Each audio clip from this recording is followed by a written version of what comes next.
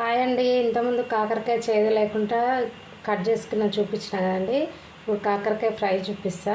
ఇట్లా ఆయిల్ వేసుకోవాలి. వేడైందని కాకరకాయ ముక్కలు వేసుకుందాం. కలుపుకొని ఇట్లా ఫ్రై చేయాలండి ఆయిల్లో. ఒక మసాలా రెడీ చేసుకున్నాం. మంచిగా తీసుకొని దాంట్లో కారము వెల్లిపాయలు వేసిన ఆల్రెడీ మన కారం తగ్గట్టు కారం వేసుకోవాలి.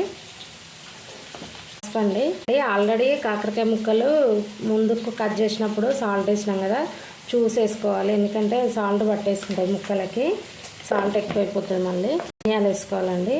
అంతే, ఇది మిక్సీ పట్టుకోవాలి. కాకరకాయ ఫ్రై అయినాక లాస్ట్లో ఇది వేయాలి. మర్చిపోయానండి, ఇందులో జీలకర్ర కూడా వేసుకోవాలి. వేసుకొని మిక్సీ పట్టుకోవాలి. బాగా ఫ్రై చేసుకోవాలండి ఆయిల్లో కదండి. మిక్సీ పట్టుకున్న కారం, వెల్లుల్లి కారం వేసేద్దాం. మంచిగా మిక్స్ చేసుకోవాలి. అంతే అండి, కర్రీ రెడీ అయిపోయిందండి.